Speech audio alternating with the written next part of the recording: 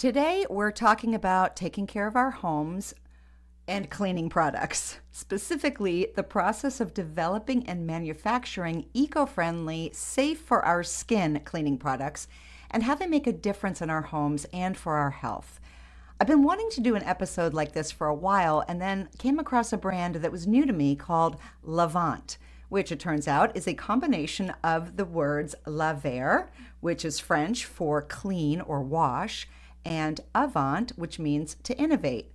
My guests today are the founders of this company and told me the name to them means innovative cleaning, which is what they want to do inside the cleaning product industry. So this episode is part How I Built This, which is a fabulous podcast about how entrepreneurs create their businesses, and part info session about the cleaning industry itself. And just so you know, the brand did not pay me for this interview, even though I clearly love what they're doing and would personally recommend trying out their products. It's not an ad. I promise it's real. Anyway, let's get started with Kristi Lord and Lindsay Droz, co-founders of Lavant Collective. Kristi Lord and Lindsay Droz, welcome to the Slow Style Home podcast. Thanks for having us. You guys were friends for a long time before deciding to ditch your day jobs and start a company together. So I want to hear a little bit about that, but I also want to know specifically why cleaning products? Why did you focus on that? Yeah, we met at a wedding. We were both 8 months pregnant and the only ones not having that good of a time at the wedding. Yeah, waddling around. I know the feeling. Exactly. I think it was like 90 degrees out too. It was in August. And yeah, we just became fast friends, like instant friends. There was just like a spark. And we proceeded to each have 3 babies almost at the same time, and had a lot of wine-filled nights just hanging out with lots of little kids all around us, chatting about the future. We had 2 totally separate careers, just like, where are we going to go with the rest of our lives? And we really wanted to start a company. That was key. We knew we could. We're smart enough, we can figure this out. And for me specifically, my second son developed eczema pretty quick. And so I just started doing a deep dive and realized that most of the products I was bringing in the home were harming his skin. They were making the problem worse. And so I just started stripping everything out and actually started to DIY my own cleaning products and started to tell Lindsay about it. And so that's how we kind of started making our own cleaning products together. And then she has her story that brought her into why cleaning is important to her. Yeah. When I was pregnant with my first, I was mopping the floor and I had a dog at the time. And I turned over the cleaner and looked at the back of the label. I had a black label warning that said, don't use if you have animals, because it either seeped into their paws or they licked it. They either got sick, poisoned, died. I mean, just horrific. And yeah, my mind went to, well, what about a crawling baby that's going to be on my floor? Their chubby knees and their hands and paws are going to be all over that floor too. And they put everything in their mouths, everything.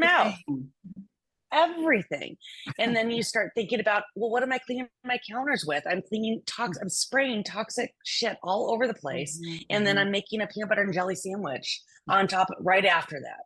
That's when I first tried natural cleaning products and realized they didn't work. They just didn't work as well as what I was using before.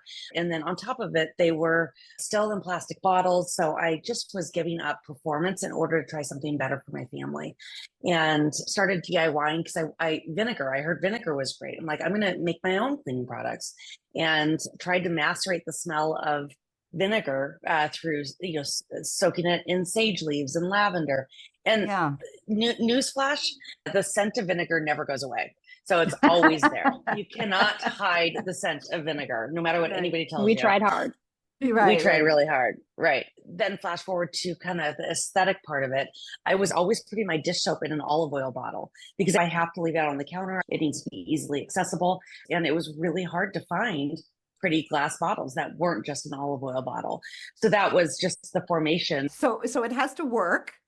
It has to be good for the environment and for humans and animals. It has to work and it has to be beautiful, because Well, we can get into that later. I want to go back first to something you said about you turn the bottle over and read the label. It's a black label warning. Da, da, da. Is that because cleaning products have gotten worse in terms of their toxicity, or is it just something we're just now understanding?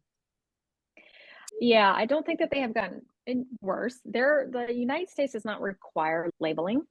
So the ingredients, we don't know. It's like if you look at the back of a typical standard like cleaning aisle cleaner, it'll usually say 1% of XYZ ingredient, 99% other ingredients. But Windex is ammonia, which is so harsh. I don't know what are all the key ingredients in 409, but usually your eyes and your nose will tell you. And now we have states like the state of New York and the state of California banning certain ingredients that are in these cleaning products, and they can no longer sell in those states. So that signals to us too that there's things inside these products. They also have to make them for $5 or $4 retail. And so to do that, it's usually a really cheap petroleum-based ingredient. So you get what you pay for also in cleaning products. Yeah. Let's talk about the overall scene in the cleaning industry. I just asked you a question about, has it gotten worse? And you started saying, no, it's not worse, but how bad is it? I mean, I grew up with Pine Sol and 409. I mean, what's the real harm here? Mm-hmm. I think the real harm is the unknown, right?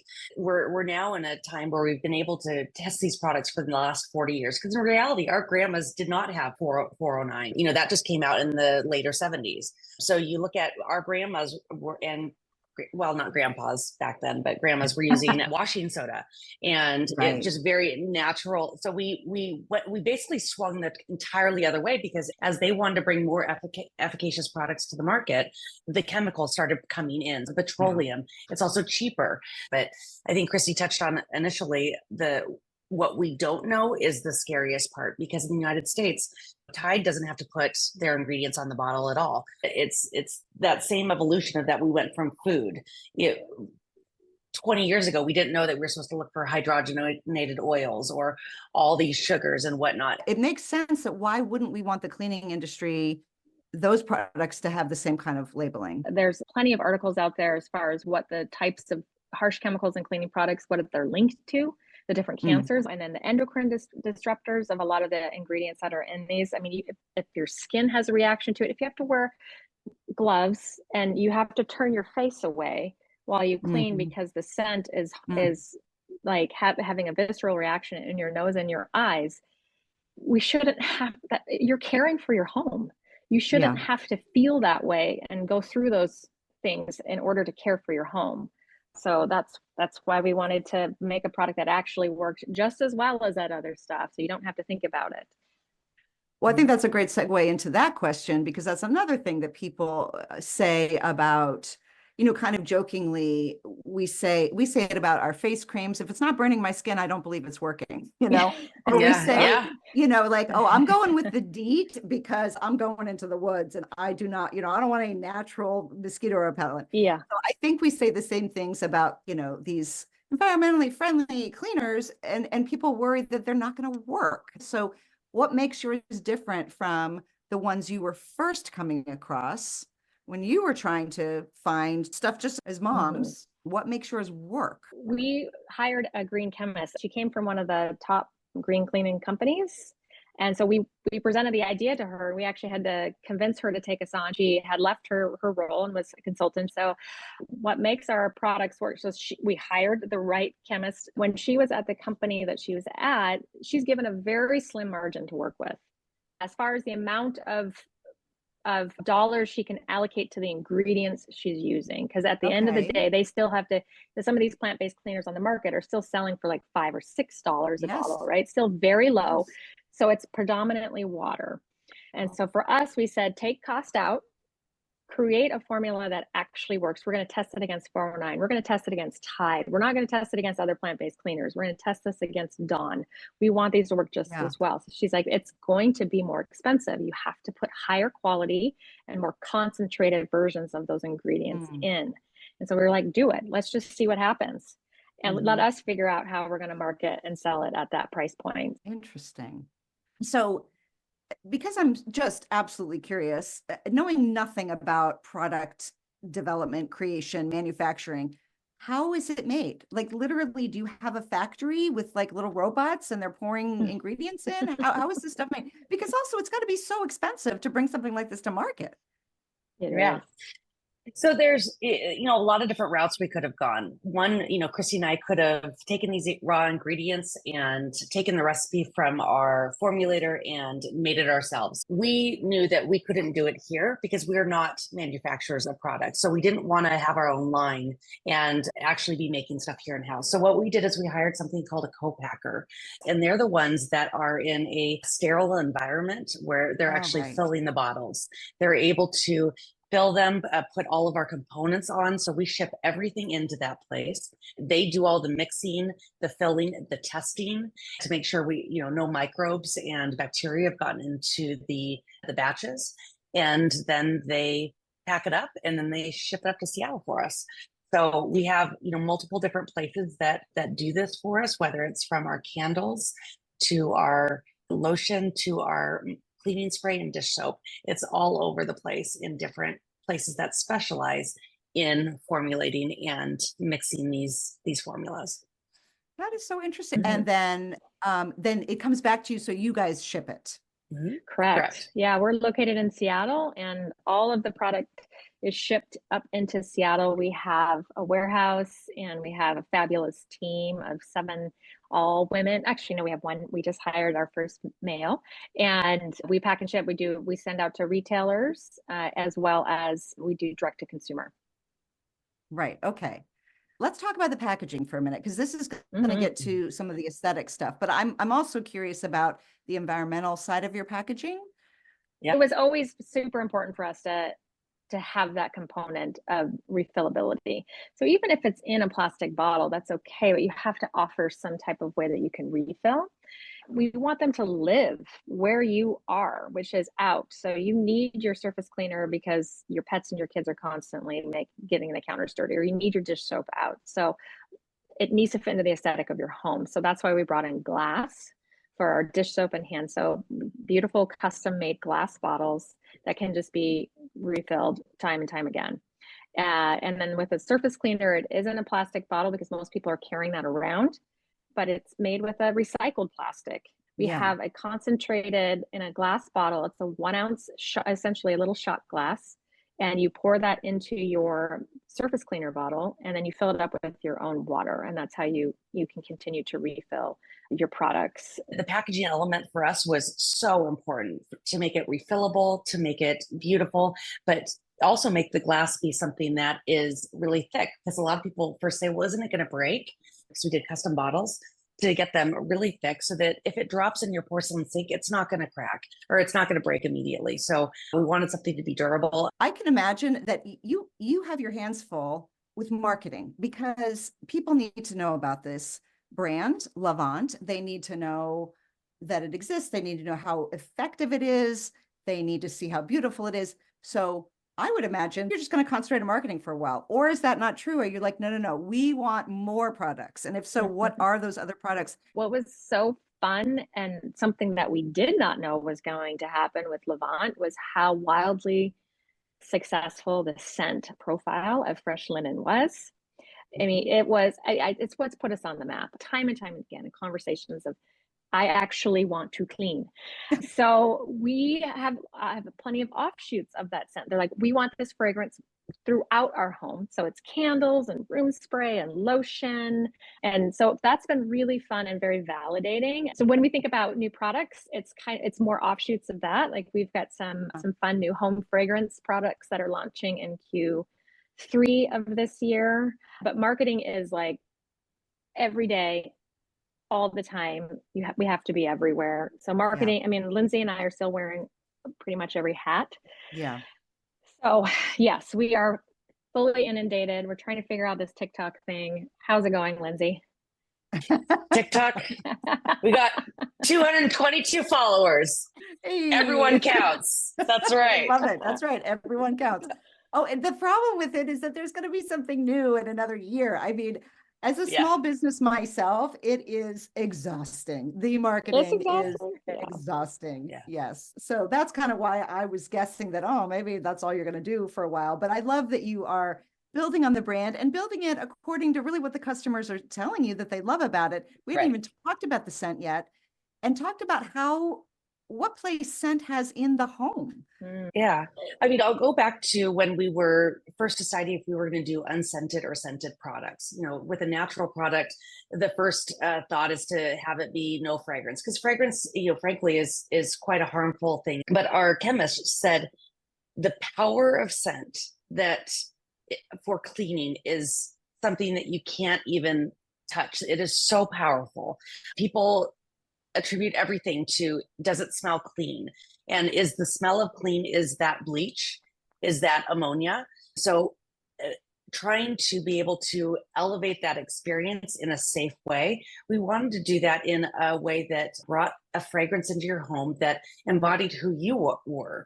So, you know, the idea of like, what's the perfume that you wear on a daily basis? How does your home smell like? Can those mirror each other in some way? So we want bougie, upscale, elevated, because we want to make you feel good when you're cleaning. We don't want to douse you with chemicals and scent that smells like you did just walk out of a bleach factory. So we started with our fresh linen, which is our signature fragrance, made with notes of ylang ylang, basil, lemon, lavender. We then moved on to our winter fragrance, which is just a limited time fragrance that we release for a few months out of the year, which is called Winter Fir. It's those rich notes of vetiver and bay leaf and fir and pine needles, but yet not too Christmassy. And our latest release is Blush Bergamot that we released a few months ago, which is that the twist on fresh linen with brighter notes that have more citrus. Overwhelmingly, people said, I want something of citrus. Well, how do you make citrus not lemon joy or just regular orange? How do you put a twist on that and make it feel good? So with the notes of bergamot and mixing that with amber and, you know, some of those richer, also vetiver as well, in that you bring out this bright but yet sexy dark citrus smell, which is the blush bergamot.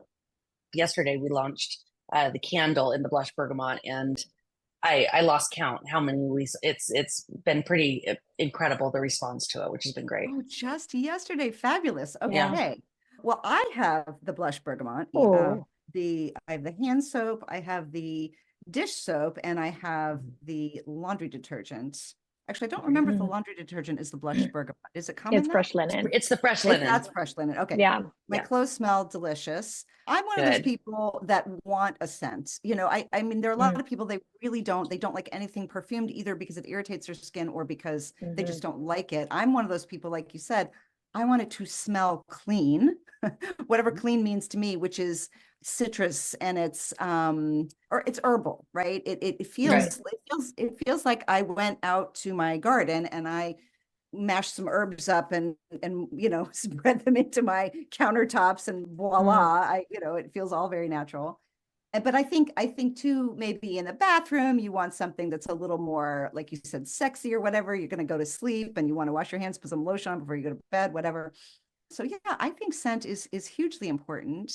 Yeah. And I'm assuming your scents are also not irritating the skin because of everything else you believe in. Yeah. I mean, it was very important for us to understand how our fragrance was made. So we work with perfumers who work in a natural fragrance category. Okay. So we work with natural fragrances, but to clarify that, what most people have a reaction to with fragrance is coming from the essential oil. Okay. So that's a natural fragrance, right? If you think about it, essential oils are made from plants. What do people mostly have allergies to? In the springtime, your flowers, your tree pollen. So if someone's going to have an allergic reaction to a fragrance, it's probably coming from the essential oil. Okay. And our products do have essential oils in them. So we can't say that nobody has had reaction to them. It's very little. We don't put a lot of fragrance in our products either. So a lot of the cleaning products on the market are masking their kind of chemical scent with stronger fragrances. Right. What's lovely about natural fragrances is that they aren't going to linger in the air or on your surfaces. So we don't want your dishes and your wine glasses to taste like Yeah. the fresh linen. We want that to, we want you to get the experience and smell it while you're cleaning, but not afterwards. Right. And I think that's why people have asked for candles and room sprays, is because they do want it to linger. And so we'd rather have it linger through that than having the scent stick onto your floors, your counters, your surfaces. Yeah. Yeah. Okay. This is going to air in the beginning of May. And of course, the hot topic right now is spring cleaning. Yeah. Tell us something that tell us something we might not know about spring cleaning. Give us a tip or two, if you don't mind. This is my favorite part of it. There's so many different things that you can do for spring cleaning that would be surprising, especially with our product. So, for example, just the other day, one of my kids had chocolate and it just melded into the linen fabric of the couch. Yes. I know it's one of those like, shit, what are we going to do with this? Yeah. But, took some of that multi-purpose cleaning spray and then cleaned up that furniture. And then I just started getting all the other stains too. So that's what's really cool about these products too, is that you can use them for so many different things. So as you're cleaning the windows for spring cleaning, as you're actually getting out your outdoor patio furniture that's been sitting in the cupboard or under a cover for the last year and cleaning off all the pollen, take some of that multi-purpose cleaner and then spray with water and let it air dry. We're going to clean our barbecues. So you take the multi-purpose cleaner and you clean off the stainless steel. So it's not just windows and counters, but stainless steel treatment for your stains. It's pretty, there's so many different things you could do. And once you start, it's really hard to stop. So, it's especially because it smells good and you're like, oh, I want more of this.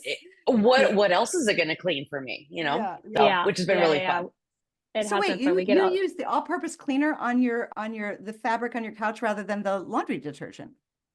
Correct. So with the multi-purpose, it's just, think of it like a wine away. It's where you're going to spray it or like a Tide wipe or whatnot. It truly is that stain lifter for the fabrics. And obviously test it out on a small area of your furniture before you do that. But it does a really nice job cleaning off leather as well.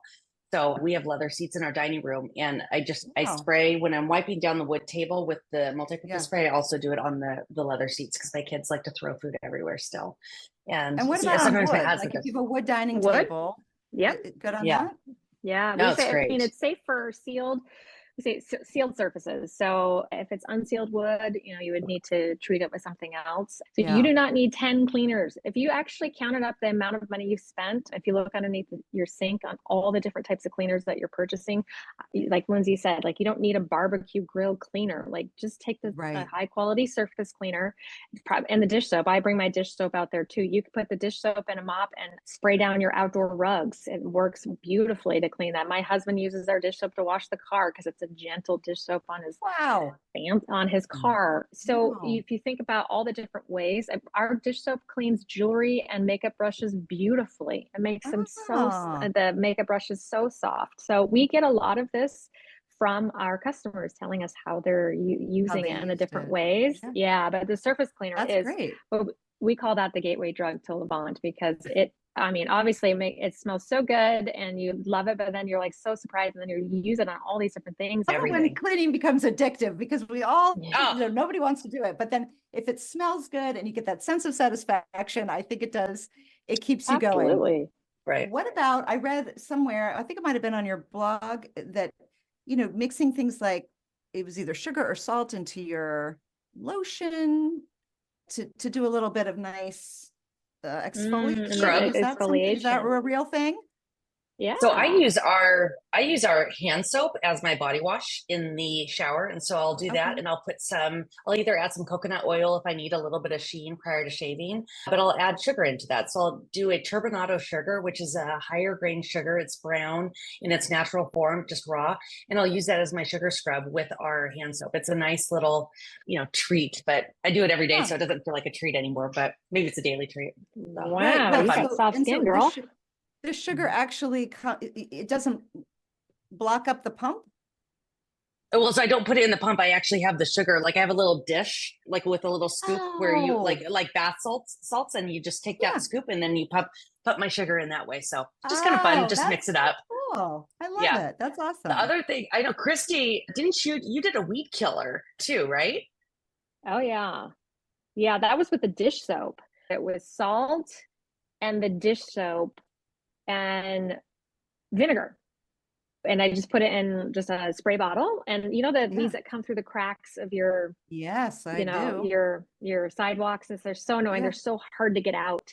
And I did it with my 3-year-old at the time, and he thought it was so much fun because, again, it's a safe formula. So he's just out there and he was spraying the weeds, and within a couple days, as long as it's not raining, and obviously, and the rain would go away, like if it's a sunny couple days, they'll just burn off and die. I love it. Oh my gosh, that's Yeah. so great. Okay, wonderful. All right, so I think we've covered a lot today. We've covered, environmental reasons or health and environmental reasons why moving in this direction is so important for our homes, for our skin, for our kids, our pets. We've talked about packaging. We've talked about the aesthetic aspect of it. What have I left out, if anything? What do you want to leave us with in terms of, just your passion? Why do you care about this so much? Yeah. I think for me, COVID really changed a lot of stuff as well. Our homes became such a sanctuary for us during that time. And all of the things that we brought into the home became very important because we were surrounded ourselves with them all the time. Yeah. I think we underestimate the mental health benefits of how wonderful a clean home or taking care of your home can be. Mm-hmm. But along the way, it feels very mundane. You don't want to do it probably because you don't want to be around the products, or it just feels that way. So we've turned that on its head, and we recognize you, we see you. Like, home care is a beautiful thing. So we just wanted to bring products to this world that made you equally feel just as good using it. And I don't think you can underestimate how wonderful our products will make you feel. Like, it's been so surprising. I mean, it's our baby. Obviously, when we use it, we feel that way, but to hear how it makes other people feel has been so rewarding.